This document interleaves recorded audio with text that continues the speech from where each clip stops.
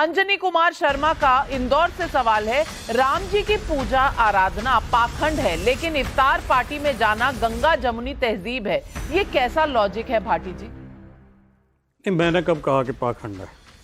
राम गोपाल यादव आप ही के नेता हैं राम ना? गोपाल यादव जी ने ये नहीं कहा कि ये पाखंड है पूजा करना। उन्होंने कहा मैं पूजा नहीं करता। ऐसे बहुत लोग हैं भारत में, तो उन्होंने बहुत ये हिंदू हैं जो कहा कि पूजा नहीं मैं करते। पूजा नहीं करता, मैं ये पाखंड नहीं करता, जो करते हैं वो पाखंडी है। जो करते हैं वो पाखंडी है। कबीर ने कहा कि पत्थर पूजे हरि मिले तो मैं पूजूं पहाड़, याते तो चाकी भली पीस खाए संसार। तो कबीर को रिजेक्ट कर देंगे आप? कबीर महान विचारक थे, महान संत थे। कबीर साहब का तो जान लेंगे। ये लगातार बोलने की क्या बीमारी है ना? जब दूसरा आदमी बोलता है तो उसकी बात कहने देनी चाहिए। अगर आपको बोलना है तो आप बोल लें, हम बाद में बोल लेंगे। नहीं, आप बोलिए, आप अपनी बात कहिए। देखिए, इस देश में जो दर्शन हैं, धार्मिक दर्शन हैं, जो आध्यात्मिक दर्शन हैं, उनमें नास्तिक दर्शन भी है। उनमें जो ईश्वर को कुछ लोग निर्गुण निराकार मानते हैं, कुछ साकार मानते हैं, ईश्वर के मूर्तियों की पूजा करते हैं। कुछ लोग नहीं करते, वो भी हिंदू हैं। कभी उन्हें अपमानित नहीं किया गया, कभी उन्हें रिजेक्ट नहीं किया गया, कभी उनके प्रति अपशब्द नहीं कहे गए। ये एक नया दौर है आज भारत में अध्यात्म का और धर्म का।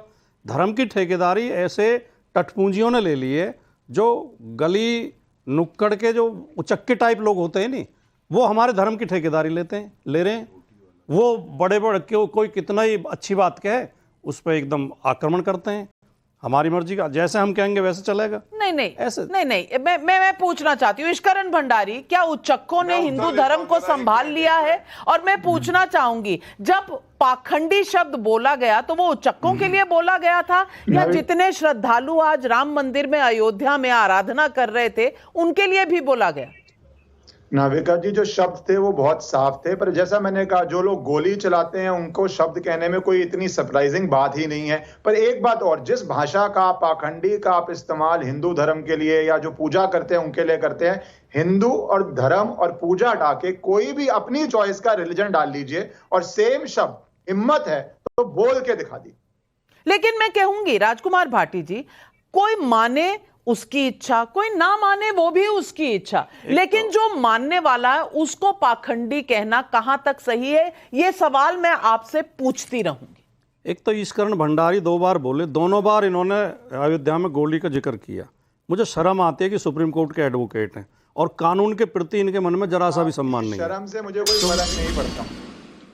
अयोध्या में गोली चली थी देश के कानून की रक्षा के लिए, देश के संविधान की रक्षा के लिए, उपद्रवियों को रोकने के लिए, किसी के पूजा पाठ में खलल डालने के लिए नहीं चली थी, किसी को पूजा करने से नहीं रोका गया था, किसी की आस्था के खिलाफ नहीं चली थी।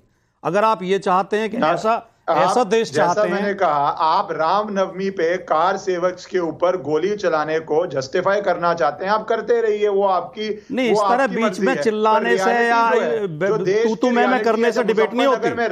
पहली बात तो आपके अंदर डिबेट के प्रति सम्मान ही नहीं है। आप चर्चा ही नहीं करना चाहते, आप तू मैं करना चाहते हैं। आप वकील का टैग लगा के एक पार्टी की वकालत करने के लिए बैठते हैं। ये डिबेट की गर्मा को गिराता है। जलियांवाले बाग बीच में क्यों चिल्ला रहे हैं? अब मुझे जवाब ईश्वरन जी 1 मिनट रोकूंगी, राजकुमार भाटी अपना वाक्य पूरा कर लें, उसके बाद मैं आपको समय दूंगी जी। पूरी डिबेट में मैं एक शब्द किसी के बीच में नहीं बोलता हूं। कितना भी घोर आपत्तिजनक आप बोल रहे हो हमारे खिलाफ, मैं शांति से सुनता हूं। जब मेरा नंबर आएगा तब जवाब दूंगा जी। आप बीच बीच में चिल्ला, इतना धैर्य क्यों खो रहे हैं? क्या जल्दबाजी है आपको? कहीं से सर्टिफिकेट लेना है, कहीं से पेमेंट आनी है, या विरोधियों को रोकना है, चिल्लाना है, तभी पेमेंट मिलेगी? नहीं, ये पेमेंट की बात नहीं, और क्या वजह हो सकती है? वकील की टैग लगा के बैठे हो तो थोड़ा पढ़े लिखे आदमी जैसा व्यवहार करो। इस तरह का व्यवहार मत करो। कार सेवकों पे गोली चलाने को जस्टिफाई करेंगे तो उसका जवाब देना जरूरी है। तो जवाब अपने नंबर पे दोगे या बीच में चिल्ला के दोगे? मैं आपके ऊपर पर्सनल टिप्पणी करने के लिए यहाँ बैठा नहीं हुआ, मैंने आपका नाम भी नहीं लिया। तब जवाब दोगे या इस तरह गली मोहल्ले की डिबेट बना दोगे? पॉलिसी थी, मैं उस पर बोला था। अब आप अपनी बात बोलिए कि मुझे उसका जवाब दे पाऊं मैं आपका। मैं चाहता हूं जनता जवाब सुन पाए, आप बोलिए। हाँ, जनता सुने, सब सुने। एक बार नहीं, हम 1000 बार ये बात कह चुके हैं। अयोध्या में गोली चलाई गई थी भारत के कानून की रक्षा के लिए, भारत के संविधान की रक्षा के लिए, भारत के सोशल फैब्रिक की रक्षा के लिए, पंथ निरपेक्ष समाज की रक्षा के लिए। भारत को इस तरह का भारत बनाना चाहते हैं आपके, जिसकी मर्जी आएगी दूसरे धर्म के धर्मस्थल गिरा देंगे जाके। या दूसरे लोगों को मार देगा और पुलिस खड़ी होती देखती रहेगी, खड़ी होकर कोर्ट न्यायालय देखते रहेंगे, सरकारें मौन बैठी रहेंगी, सरकारें डरी हुई बैठी रहेंगी कि इससे धार्मिक आस्था को चोट पहुंच जाएगी। बहुत अच्छी बात है, आपने जो किया वो सेक्युलरिज्म के लिए किया, लेकिन पाखंडी किसके लिए कहा? जो लोग प्रभु राम में विश्वास करें वो पाखंडी। ये आपका सूडो सेक्युलरिज्म सामने आ गया। इश्करण भंडारी, नाविक जी की बात सुन के मुझे जलियांवाला बाग याद आ गया। वो अंग्रेजों की भी यही जस्टिफिकेशन थी कि लॉ एंड ऑर्डर मेंटेन करने के लिए हमें जलियांवाले बाग में भूनना पड़ा भारतीयों को। आपको पता है कानून को अगर कंट्रोल करने के लिए पुलिस किस तरह काम करती है, पुलिस के क्या मैनुअल्स कहते हैं और किस तरह आप सीधा फायरिंग कर देते हैं। वाटर कैनन्स होते हैं, घेराव होता है, रोक सकते हैं, 100 प्रोसीजर है पुलिस के पास रोकने के लिए।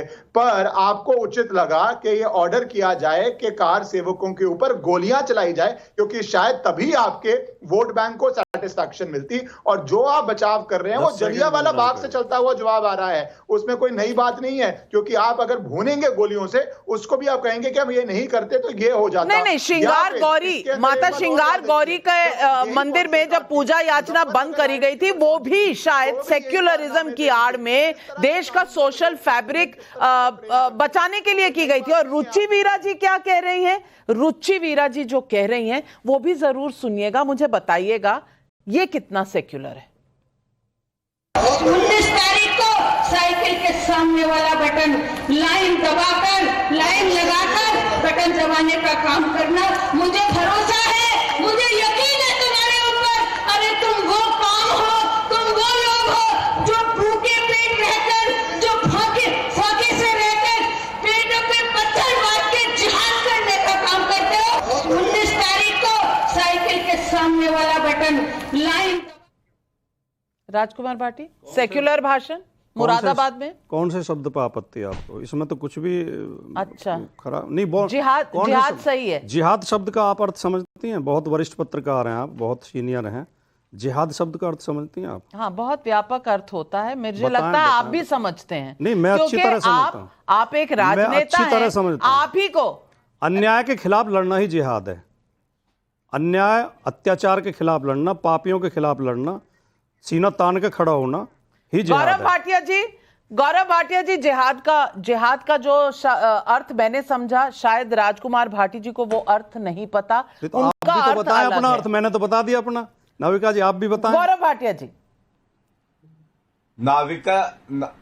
नाविका जी, आप इनसे बहस इसलिए नहीं कर सकती, इनकी जो डिक्शनरी है ना, शब्दकोश है, वो अलग है।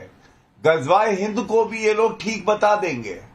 ये कहेंगे मूर्ति पूजन करने वाले काफिरों को मारना भी ठीक है।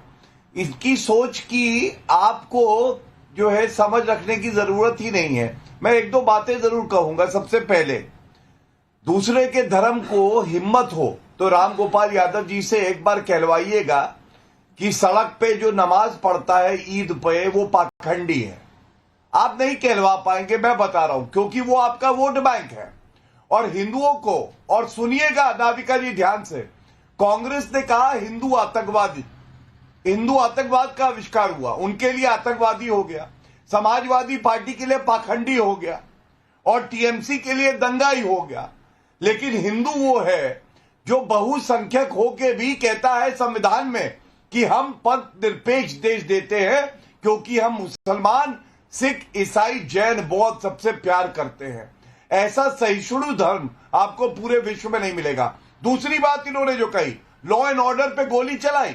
मैं पूछना चाहता हूं, लॉ एंड ऑर्डर मुजफ्फरनगर दंगे हो रहे थे और जो अभियुक्त थे वो चार्टर प्लेन से अखिलेश यादव से मिल रहे थे, तब लॉ एंड ऑर्डर कहा गया था। और 27 साल बाद यही सवाल पब्लिक पूछ रही है। अजीत पुरोहित का जबलपुर से सवाल है, राम मंदिर के खिलाफ बहस करके विपक्ष बीजेपी को क्रेडिट क्यों दे रहा है? पुष्पक जोशी का इंदौर से सवाल है, राम गोपाल यादव ने राम में आस्था रखने वाले करोड़ों लोगों को पाखंडी बताकर उनकी भावना आहत की है, तो समाजवादी पार्टी के प्रवक्ता क्षमा मांगकर सुधार क्यों नहीं कर लेते?